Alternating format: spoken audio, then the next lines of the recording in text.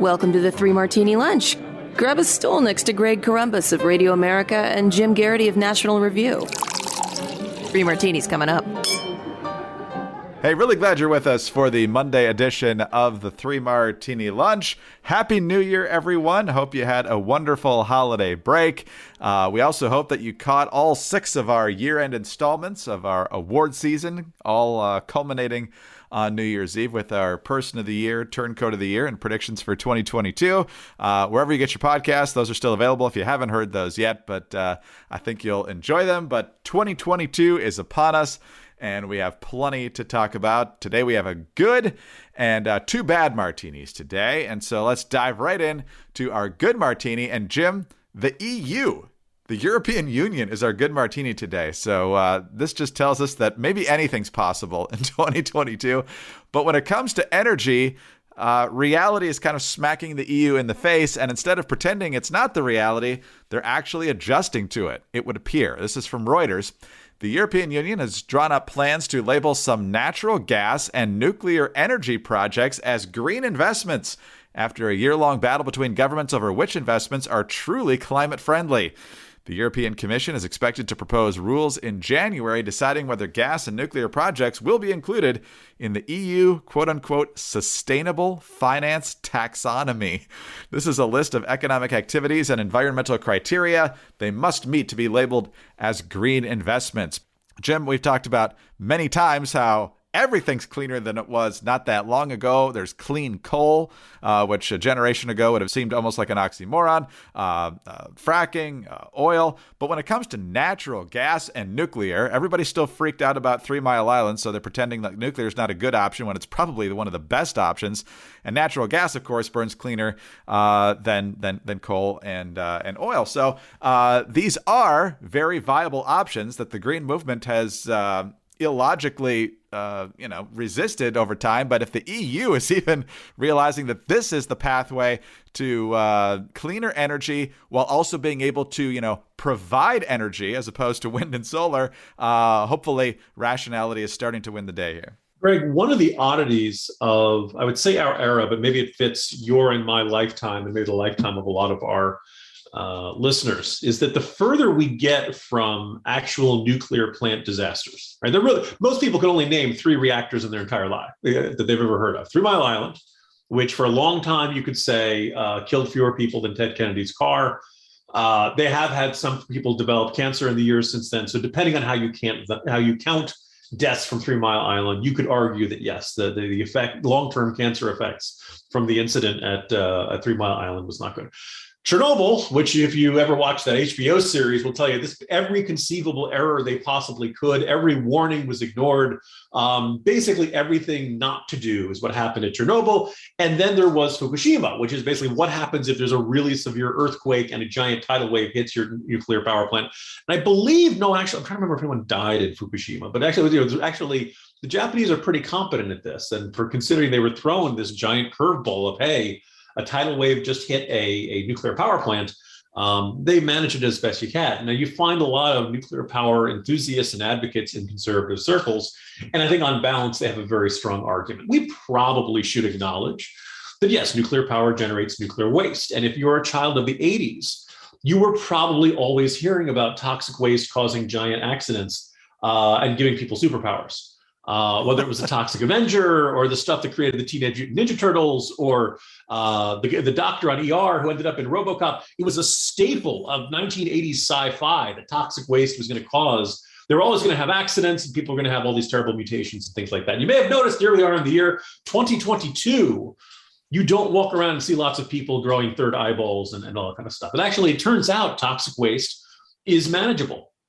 Do we wish we had maybe one central repository somewhere in Nevada to store all this stuff? Yes, okay. But, every form of energy is going to involve some trade-offs. And on the whole, nuclear power is able to generate, we have this, easily manageable form of waste. It's not like smokestacks. You keep seeing scary pictures of stuff coming out of the giant reactors. It's steam, people. It's water vapor. That's actually not dangerous stuff at all. But I guess because we associate it with smokestacks, we've decided it's very dangerous. So you can separate the people who are worried about carbon emissions into 2 categories. The serious ones say, yeah, you know what? We may not have been a fan of nuclear power in the past, but they've proven to be very, very safe all around the world.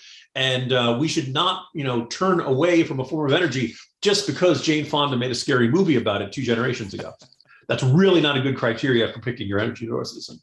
And you can't only do it from solar panels and from windmills and things like that. It's going to require some other more intensive forms of producing energy. And when it comes to reducing carbon, nuclear power is about as good as it gets.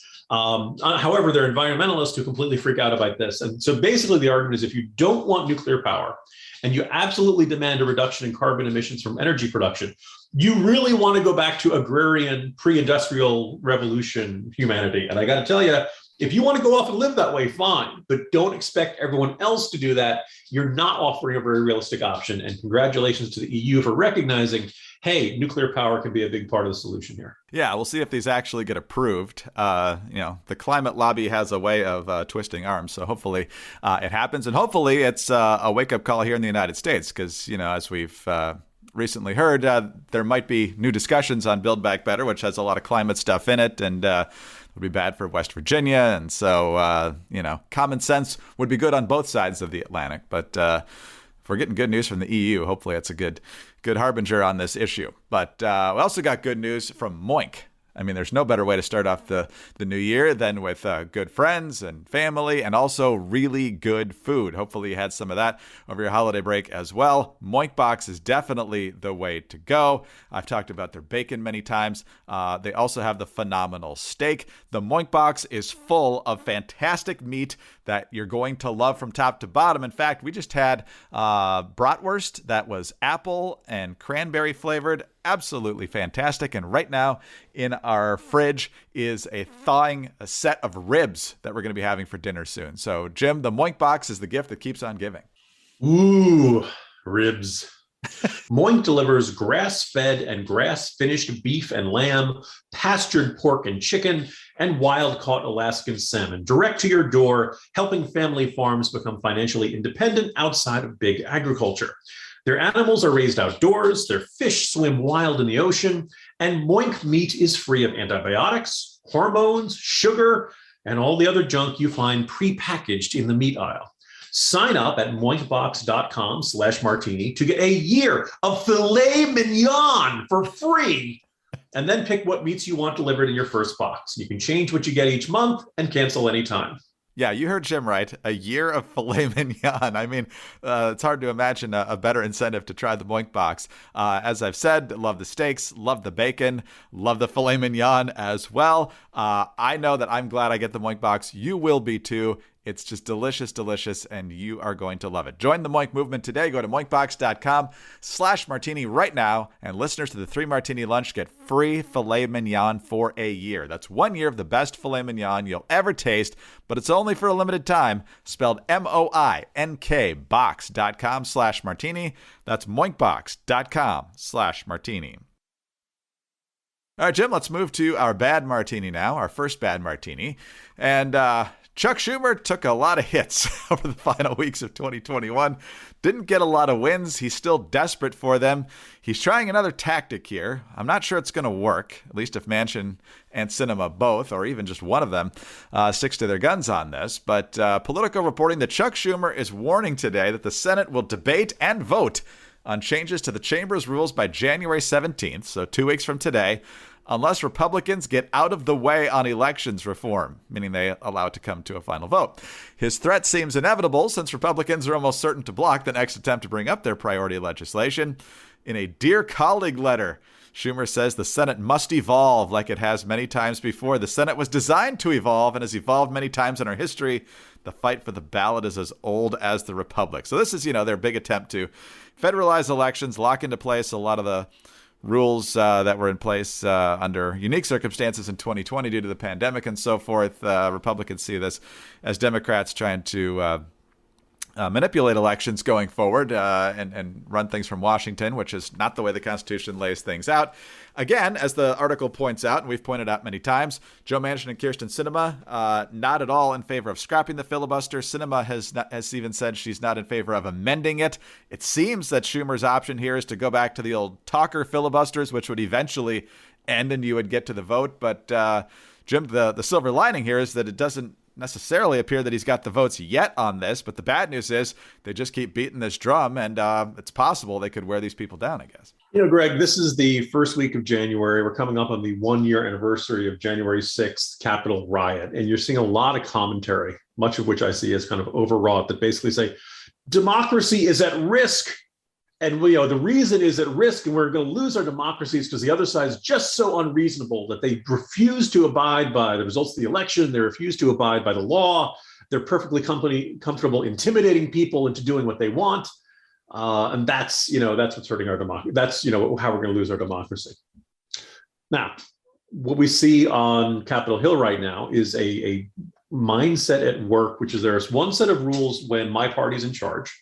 And then there's another set of rules that is in place when your party is in charge. And we change them based on who's in charge.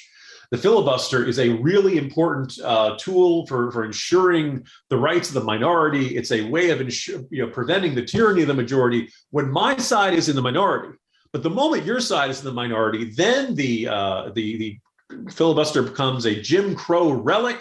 It becomes a threat to democracy. It becomes a threat to the good functioning of our government. It must be gotten rid of at any possible thing. And I don't need to go through the entire litany of how the filibuster has been nibbled at bit by bit. First for non-Supreme Court judicial nominations, then for Supreme Court but done by Harry Reid and the Democrats. And he was warned by Mitch McConnell and a whole bunch of Senate Republicans is like, look, you're going to regret this. You're going to be in the minority again. And when you do, we're going to use this to push through as many judges as we like because you've chosen to eliminate the filibuster for these lower court judicial nominations. And the late Harry Reid said, don't worry, I know what I'm doing. This is never going to blow up in my face. Lo and behold, Republicans won back the Senate and they started confirming lots of judges once Donald Trump was president. Then you started thinking, all right, well, once you've created this precedent, you could do this for lower court judges. Once there was an effort to filibuster Gorsuch, Republicans said, you know what, we're not doing the filibuster for Supreme Court nominations either. Then the filibuster is now gone for all judicial nominations. Well, once Chuck Schumer says, look, we're going to have the filibuster for most legislation, but if it's on voting rights, we've decided it's just too important to allow the filibuster to go forward. What do you think is going to happen next time a Senate majority is like, well, we really want to pass this? This is the ultimate. It's like, look, yeah, we have a filibuster, but the filibuster is getting in the way of us getting what we want. Therefore, it must go away. Right? If you can't see where this is going to go, then you have no ability to understand actions and consequences. And Chuck Schumer really can't see past his own nose. Or the only thing I can think of is that maybe he's afraid of AOC, who last seen vacationing and enjoying herself in Florida, is that she's going to challenge him in the primary. And he's really worried about irking the progressives. So Chuck Schumer knows he's got to look like he's a fighter. He's got to look like he's standing up. And by golly, either he's going to get the, let's federalize all elections Act of 2022 passed, or he's going to maximize the pressure on Joe Manchin and Kyrsten Sinema. Joe Manchin and Kyrsten Sinema have said this very reasonable assessment. If you're going to change the rules, it has to be a bipartisan agreement. It can't just be the majority shoving the rules down the throat of the minority. Once you do that, every vote in the Senate is going to turn into that. But Chuck Schumer either can't sense it, or he knows these are the consequences, but he doesn't care because he's much more afraid of a primary challenge from AOC or some other progressive.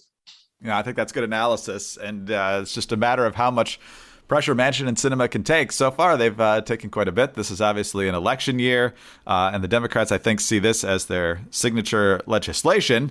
And obviously, they would love to have more federal oversight of elections. So we will see. We will see. But they're obviously going to try and milk January 6th for all they can, leading up to that January 17th ultimatum. But we'll find out. So as this drama builds, you'll want your rest. That means you need a good pillow, good sheets, good mattress topper, good towels, good slippers. That's where my pillow comes in. I love the sheets, love the towels. Got the slippers right here under my desk on my feet as we speak right now. And Jim, fantastic products, still at a discount, and no supply chain issues when you're talking about my pillow. My Pillow is made 100% right here in the United States, and they have built a huge inventory to ensure their customers get what they need when they need it. My Pillow has full stock on all the items on their website. We're talking about everything from the sheets, the My Pillows at their lowest price ever, the slippers, the robes, and now cardigans, all in stock and ready to ship fast. My Pillow is your one-stop shop where you can shop with confidence. All My Pillow products come with a 60-day money-back guarantee and a 10-year warranty. Go to mypillow.com and click on the radio listener specials for specials like buy one, get one on Giza Dream Sheets or the lowest price ever on MyPillow premiums when you use the promo code Martini. Or use the code when you call 800-874-0104. Don't miss this sale of the year. That's the mypillow.com promo code Martini or call 800-874-0104. Sleep better with mypillow.com. All right, Jim. It's a new year. People are supposed to be going back to school if you live in Northern Virginia. Congratulations.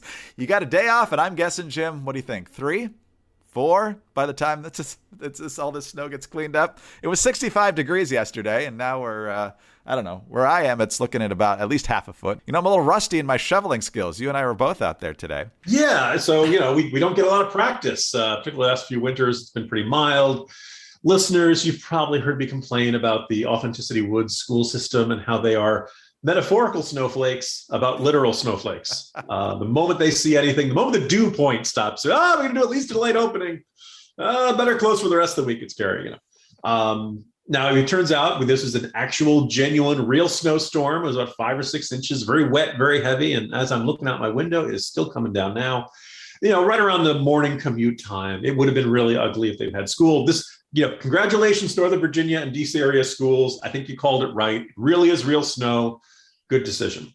That's a little different story from what we're hearing from at least one, not one of the big teachers unions, one of the smaller ones, but it says that it is allied with the National Education Association and American Federation for Teachers, saying that they want, because of Omicron, 2 weeks off. Now, by the way, look, as I said, my local school district had a perfectly legitimate reason.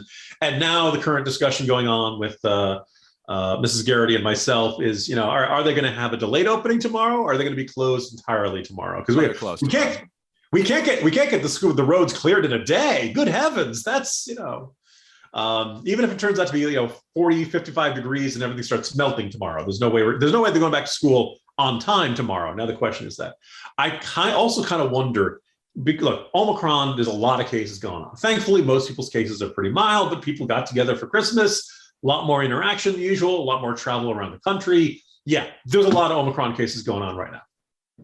There are people who, when they see the case numbers going up, they freak out. They go to, emotional and psychological DEFCON 1. Now, look, if there are right now, deaths are actually down, I believe, 3% over the last 2 weeks. Hospitalizations are the number that I'm really keeping an eye on. They're up a faster spreading virus is going to put more people in the hospital. The virus is just going to reach more people who are vulnerable, but generally those aren't kids and generally those aren't teachers. And the other interesting question is going to be, are you going to see school closures in the coming weeks because of short-staffed, because people are sick home? I have a sneaking suspicion you're going to see a lot of closures in the next 2 weeks or maybe in the next month or so, all across the country. And if there's a cold front coming through, we're going to close for that. It's a way of not looking like nervous Nellies who are closing because of Omicron. Look, I wrote about this in the Jolt a little bit towards the end of the year. Kids need to be in school. I don't want to see any backsliding. We've lost enough ground to this as is. As long as you got the staff, and go in and have people. You wear a mask. First of all, most places in the country, the kids are wearing masks. We were capable of having people in school throughout this entire pandemic. The idea that because of Omicron, which is milder and settles in the bronchi, the tubes leading between your windpipe and your lungs, and isn't as bad in your lungs as other strains of COVID-19 are. We should be able to do this. If you end up if all the teachers get sick, okay, all right, I understand it's going to happen. But I want to see every school district making every conceivable effort. When a teachers union comes out and says every school in the country should shut down for 2 weeks, go back to virtual learning, regardless of what the circumstances on the ground are. I know we're dealing with nervous Nellies who don't really care about the circumstances on the ground. They just have developed this instinct, this reflex, that if there's a sign of trouble, we got to shut down the schools. And that's not putting children first. And I hope this teachers union gets called out for it. But Greg, I'm not going to hold my breath. No, it's the National Educators United. Never heard of them. They're obviously a smaller entity. Jim, if you could pick any length of time to pause anything right now, 2 weeks is the worst possible suggestion you could have to put things on. How about we do within 15 days to bend the curve? How's that sound? No one's going to believe you. It's just going to go on forever. But yeah, you got the Chicago Union. I'm sure you saw that headline where they didn't want to go back and they're willing to not work at all if they don't get their way on this. Other school districts as well, all tying it into the testing shortage and so forth. And just look, I mean, we've been over this and over this and over this. The unions are keeping our kids out of school for the flimsiest of reasons, and they just keep doing it. So it might redound to the Republicans' political benefit, like it did in Virginia last year, where they're just totally tone deaf. But, at some point, our kids have to stop suffering, and that's more important than winning elections. We got to get this done right now. Yeah. And again, I guess if a school district, you have a whole bunch of teachers calling in saying, yeah, I got sick, or in some cases, my child has caught it or something. The other thing we should keep in mind is that this is where the lack of testing and the administration's decision, we don't need to ramp up test production in the months leading up to the holidays. This is where it really comes in frustrating, because it's winter cold season. It's also winter flu season. The symptoms of COVID-19 and the flu and standard winter colds all kind of look the same. So the question is, okay, can you get somebody tested, right? By the way, if your kid's sick, you should probably keep them home from school. If you're sick, you should not go into work, right? This is all common sense stuff. But if the school district says, yeah, we wanted to hold school, but we had too many people out sick, so we're, for the next 2 days, we're closing and we'll reassess then. Okay, I understand. You want to be cautious. I understand that. But it's when you preemptively say, we've decided there's no way that for the next 2 weeks, it's safe for us to possibly hold school.